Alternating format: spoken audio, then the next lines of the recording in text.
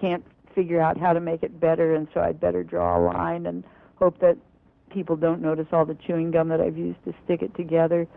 But I'm not going to give away the ending, because there's a chase scene that I think is kind of unique in Fallout, and VI gets saved in a way that I was a little worried. I thought this is going to seem too goofy. So when I got to the end and had it all the little pieces that needed to be wrapped up, I guess it was the little things that made me happy. There's a scene at the very end where she stops in a small town and has some really meaningful connection with a woman who's been grieving her brother's death. And then she goes home, and her friends whom she's missed, she's been terribly lonely, there they all are waiting to greet her and have Thanksgiving with her, and that just felt very good to me. Oh, that's good. So one last question. I love your character, VI. I mean, oh my God. I relate to this woman. I have from the day, and I'm watching her grow over the years. I've been reading the books. So my question is this. I'm so flattered. Well, it's true. I only do interviews with people I like their work. I don't do any others. So I tend to rant and rave about the good ones. What can I tell you? It's good. It's good. People should read more, and good fiction is hard to find these days. But all that being said, she sleeps in the nude. Do you? I used to when I was younger. Now I get too cold at night. So I have this nice T-shirt that will please you to know I sleep in a long T-shirt that has a picture of the Statue of Liberty embracing a woman in a hijab, and it says, "No ban, no wall." And that's what I go to bed in. And that is so you. Thank you so much. Nice to have you here. Thanks, Hallie. Thanks a lot. All right. Bye-bye. I've been speaking with New York Times bestselling crime writer Sara Paretsky. Her new book, the first to be published by William Morrow, is Fallout. For more information on Sara and her books, or to read her blog, visit saraparetsky.com. You were listening to the Halli Casser-Jayne Show. My guests today are perennial New York Times bestselling author Sara Paretsky and Fox News anchor and author John Hook. Tune in to the Halli Casser-Jayne Show at hallicasserjayne.com. We'll be back in a minute. Stay with us. A message from the American Podcast Council. You and I know why podcasting is so wonderful, but in a recent survey, 45% of Americans indicated they're unaware of the term podcasting. Think about it. 45%. People just like you, living unaware. It's as if the term podcasting was just a word, like Folgenblurble, or mocking turf, or schleen. People in your community need help. All this month, we want you to find a friend, a relative, a curious stranger. Show them how to try podcasts.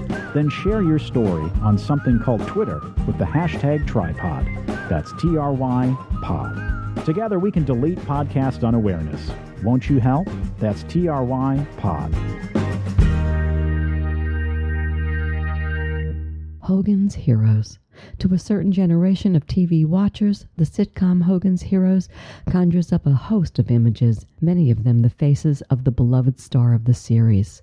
Set in the unlikely setting of a German prison camp, the black comedy featured the talent of such veteran actors as Werner Klemperer, John Banner, Richard Dawson, who would become a beloved game show host of Family Feud, and award-winning actor Bob Crane, who starred as Colonel Robert E. Hogan, coordinating an international crew of Allied prisoners running a special operations group from the camp. Crane's epitaph might have read, award-winning star of celebrated sitcom.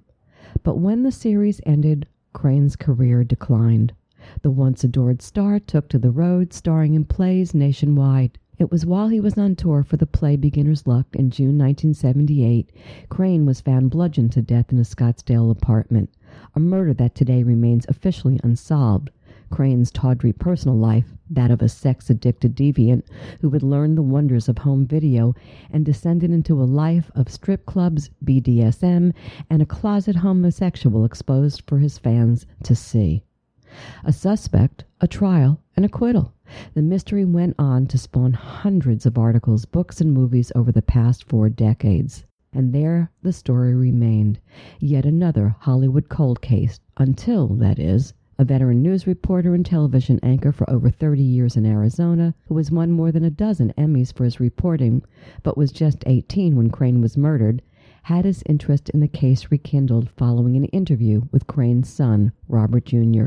It was that interview that sparked the idea to retest the blood evidence using modern DNA science. John Hook's journey to the heart of this mystery is chronicled in his new book, Who Killed Bob Crane, with a foreword by Robert Crane, Jr. Let's talk. Okay, John, this really is a story. I mean, in the intro, I gave some background on Bob Crane, mostly, of course, focused on Hogan's Heroes. But who was he really? Where was he from? Give us a little background on this guy. He was a middle-class Connecticut kid, Halli, and he grew up in a fairly religious home, actually. He was an altar boy. And, you know, you could dive into the psyche of somebody and figure out what would push them into the world he ended up in, which was a lot of pornography and videotaping his sexual exploits. And some of that may come from a repressed childhood. That's you know, really for a shrink to decide, but reading between the lines, there may have been some of that involved. Crane was not a great student. He was average. He really loved the drums. He became a very accomplished drummer at a young age and even drummed for the symphony in Connecticut. But they didn't think he was serious enough, so he ended up out of that world. And he starts dabbling in radio. And radio fit his personality. He was a guy who loved to laugh. He loved to tell jokes. He loved to have fun. He loved music. He loved spinning records. So all of this fit into what became a dynamic morning personality, first in Connecticut and New York, small markets, Hornell, New York, Greenwich, Connecticut, Bristol, Connecticut. And then the executives at CBS in New York were kind of scratching their heads saying, who's this guy in Connecticut who's siphoning off our listeners from the mothership at CBS Radio in New York? Who is this Crane guy? So they decide, you know, we got to get this guy out of our area of dominant influence and ship him off somewhere. We're going to take him out to the coast. I'm talking about the left coast, California. He goes out to L.A. They give him a job at KNX in Los Angeles, and he becomes a huge radio personality. And that's how Bob Crane got rolling with a madcap morning show. That's how he got noticed. That's how producers in Hollywood first took notice. At this time, he's married to his childhood sweetheart? Is that yes? Right. Ann Terzian. Yes. Okay, and they had children together. They had Bob Jr., who right. wrote the foreword for my book, Who right. Killed Bob Crane, and they had 2 daughters later. Yes. Okay, so now he gets the big gig, Hogan's Heroes, and everybody loves Bob Crane, right? I mean, guy did a great job. The show was quirky and wonderful. So talk to me about this. Then he starts cheating on his wife? What? Well, this may have started, Bob Jr. told me he felt that this probably started back in the mid-'50s, right around the time they left for California. California exposed Bob Crane to not only the beautiful and wonderful topography that California is all about, but beautiful women. And he started seeing and gaining access to women that, you know, he could have only dreamed about. I mean, he would have Jane Mansfield on his morning show. He would have starlets on his morning show. And Bob Crane got exposed to this, and he had already been dabbling in pornography, no question about that, and started probably with Polaroids, taking Polaroids of some of his sexual conquests. So yes, he was cheating on his wife. He was hanging around at strip clubs. After the radio show, sometimes it would not be uncommon for him to go to a strip club and play drums at the strip club. Now this encompassed all of Bob Crane's wildest fantasies. He was playing drums, playing music, and hanging around naked women. This was nirvana for him. And, you know, he was definitely cheating on his wife, yes. Okay. And I think this is important because the interesting thing to me about this whole story is it's told, clearly we want to know the forensics. We want to know who shot whom, and all that jazz. Right. But I don't think you can tell the story without looking also equally at him, as well as who we'll talk about, who, we think, or you think, and a couple of people think did it, the unanswerable. But so I think it's important, and not for the salacious nature of it, although it certainly is, And isn't that Right. always juicy and fun? But I think it's relevant to go down that road with him. So he cheats with one of his co-stars, Cynthia Lynn, and then he gets involved with Patricia Olson, who becomes his wife, right? And, That's right. okay. Yeah, and there were many others too. I mean, Crane was dabbling, especially when he got an opportunity. He would seize it. He was kind of a one-woman guy. That's how he described himself. But at the same time, you know, he was getting access to women, and he would bed women if he could. He and John Carpenter, who we'll talk about, were very similar in that respect. Crane had more restraint than Carpenter did. But Crane, I think what you're getting at is that this was a very risky lifestyle that this guy was starting to lead, and he was taking chances. And this was also starting to hurt his career as Hogan's progressed, because it became known in Hollywood that Crane was bedding many women and videotaping this stuff.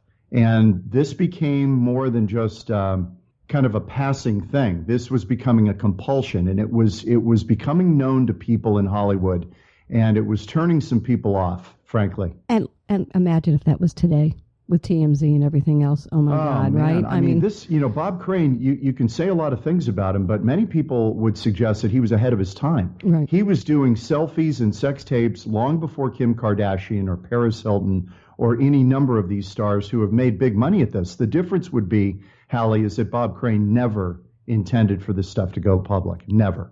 I don't think most people do, other than Kim Kardashian mama. But then, Great point. So anyway, Great point. so after Hogan's Heroes canceled after its long successful run, his star starts to fade, and he got Hollywood story, right? Right. I'm nothing new there. He goes on the road doing stage productions, and what? And sex addiction kind of gets more and more. Well, just like any rock star, and you've interviewed many of them, you're on stage for 2 hours. There's a build up to the show for maybe an hour and a sound check before that, and then you've got a lot of hours to fill. And some people fill it with booze, some people fill it with drugs. Bob Crane filled that void with sex. And out on the road, he was a kid in the candy store. As Bob Crane Jr. told me, he was living like a frat boy. And he's in his late 40s at this point. He had to go out on the road, Halli, because he needed to pay the bills. Some of the stuff was drying up. He'd been typecast as Colonel Hogan. This became a bit of a problem, yet he rode the fame and celebrity of that everywhere he went. He'd walk into a bar, people would scream out, "Hogan, Hogan!" He was well known, and this show was in huge rerun rotation in the late 70s, into the 80s, into the 90s, and even now.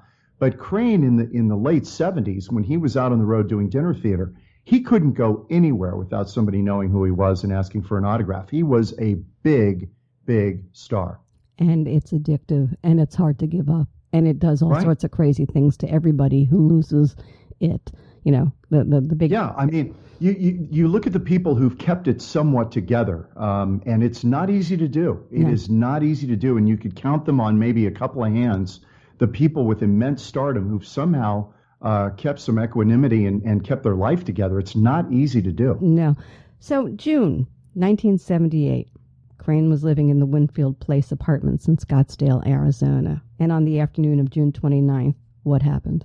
His co-star, Victoria Berry from Beginner's Luck, which was what brought Crane to Scottsdale. He'd been traveling all over the country with this show for several years. He was not only the star of the play, but he was also directing it. And he became kind of the man who was overseeing the whole production. He liked that.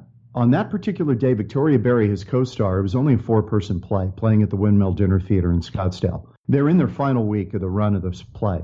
Victoria Berry goes over to Crane's apartment at about 2:15 in the afternoon to ostensibly do an overdub for a scene out of the play that had been shot, ironically, by John Carpenter earlier in the week. We can get into Carpenter and Crane and how they met, but they had shot a scene from the play. Victoria Berry was looking for other work in Hollywood, and there was a problem with the audio, and they were going to overdub her part, try to get the sound to match. That's the story.